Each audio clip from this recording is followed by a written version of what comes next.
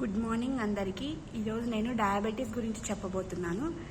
Diabetes అంటే నార్మల్గా sugar వ్యాధి అంటారు, తెలుగులో మధుమేహం అంటారు. ఇది ఎట్లా అంటే ఇది 2 టైప్స్ ఉంటాయి, type 1 and type 2 diabetes.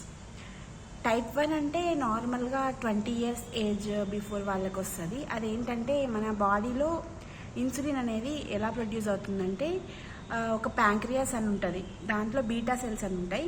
Beta cells అనేవి ఇన్సులిన్ని ప్రొడ్యూస్ చేస్తుంది. ఇది ఈ ఆటో ఇమ్యూన్ కండిషన్ వల్ల ఏంటంటే ఆ బీటా సెల్స్ని మన రోగ నిరోధక శక్తి డ్యామేజ్ చేయడం వల్ల ఇన్సులిన్ అనేది ప్రొడ్యూస్ అవ్వదు. దీనివల్ల పక్కా వీళ్ళకి ఇన్సులిన్ అనేది మనం ఇవ్వాలన్నమాట. ఇది ఇన్సులిన్ డిపెండెంట్. ఇన్సులిన్ అనేది దీనికి తప్పనిసరిగా కావాలి. ఇది ఇన్సులిన్ డిపెండెంట్ డయాబెటీస్ మెలిటస్ అంటారు. ఇది టైప్ 1.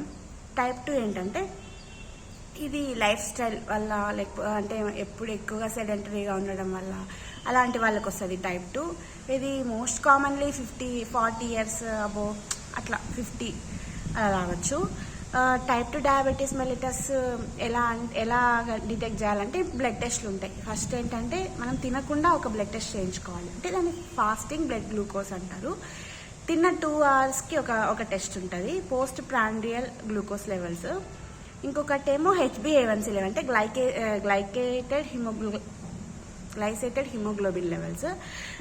అంటే బ్లడ్లో ఉన్న గ్లూకోజ్ అనేది హిమోగ్లోబిన్తో కంబైండ్ అయ్యి ఎంత శాతం కంబైండ్ అనేది 3 months యావరేజ్గా అది ఇస్తుంది అనమాట. అది గ్లైసేటెడ్ హిమోగ్లోబిన్.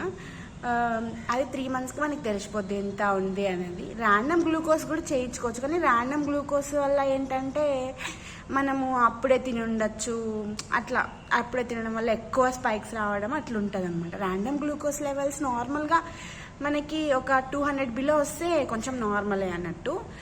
కానీ ర్యాండమ్ గ్లూకోజ్ లెవెల్ బట్టి మనం చెప్పలేము, ఆ 3 టెస్ట్ బట్టే మనం చెప్పచ్చు అనమాట షుగర్ గురించి. తర్వాత నార్మల్గా ఎలా ప్రెజెంట్ అవుతాడంటే పేషెంట్, డయాబెటీస్ వాళ్ళు ఎక్కువ సిమ్టమ్స్ బయటపడవు, వాళ్ళకి కొంచెం ఎప్పటి నుంచో డయాబెటీస్ ఉంటే తప్ప అంత సిమ్టమ్స్ బయటపడవు అనమాట. ఏవే సిమ్టమ్స్ నార్మల్గా ఉంటాయంటే ఎక్కువ దాహం వేయడం, ఎక్కువ యూరిన్ రావడం, ఎక్కువ ఆకలి వేయడం, బరువు తగ్గడం, నీరసంగా ఉండడం, ఇలాంటివి అనమాట. ఇంకా కొంతమంది అవ్వడమే ఇన్ఫెక్షన్తో వస్తారనమాట. ఇన్ఫెక్షన్ అయింది తగ్గట్లేదు అని కొంతమంది వస్తారు, అట్లా మనం ప్రెజెంట్ చేయొచ్చు. ఇప్పుడు ఎక్కువ 40-50కే వచ్చేస్తుంది. అందుకే కొంచెం 50 వస్తే ఒకసారి బ్లడ్ టెస్ట్లు చేయించుకొని దాన్ని బట్టి ఒక డాక్టర్ని కలవడం అనేది మంచిదన్నమాట. ఇంకా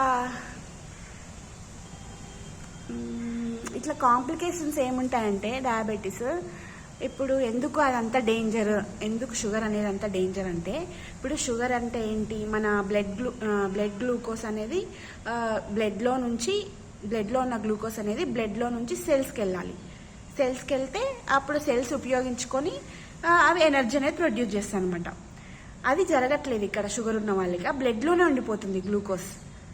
అంటే ఇప్పుడు టైప్ 1లో ఏంటంటే ఇన్సులినే ప్రొడ్యూస్ అవ్వట్లేదు. టైప్ 2లో ఏంటి, ఇన్సులిన్ ప్రొడ్యూస్ అవుతుంది, కానీ అది సెల్స్ దగ్గరికి వెళ్ళి సెల్స్లో ఉన్న గేట్స్ ఓపెన్ చేసి గ్లూకోజ్ని సెల్స్లోకి పంపించేదానికి ఆ సెల్స్ కోఆపరేట్ చేయట్లేదు అనమాట ఇక్కడ.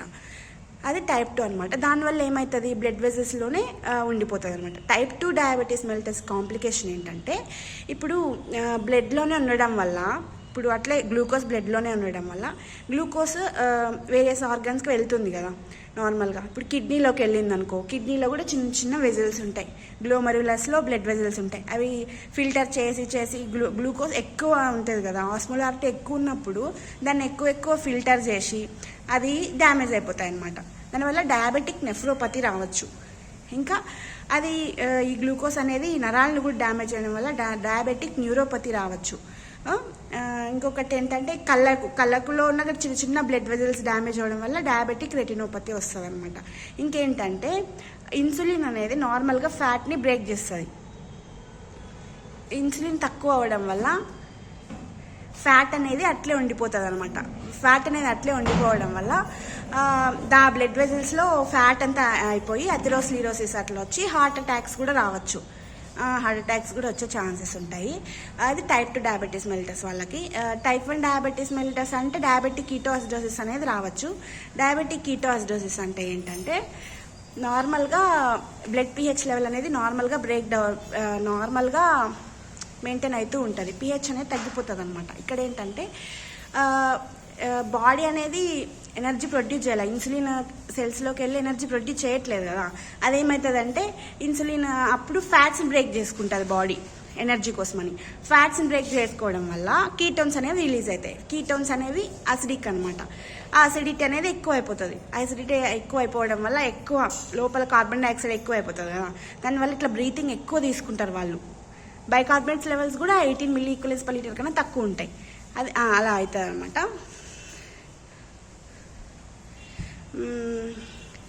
తర్వాత వాళ్ళకి ఎక్కువ దాహం వేయడము అట్లా అది చాలా డేంజర్. మనం కంట్రోల్ చేసుకోవాలి. అంటే వాళ్ళకి ఫ్లూయిడ్స్ పెట్టుకోవడం అలా చేసి ఇక ఇన్సులిన్ అనేది డ్రిప్ పెట్టడం, ఇన్సులిన్ ఇవ్వడము అలా చేసుకోవాలన్నమాట. అది చాలా డేంజర్ డయాబెటిక్ కిటోసిస్ అనేది.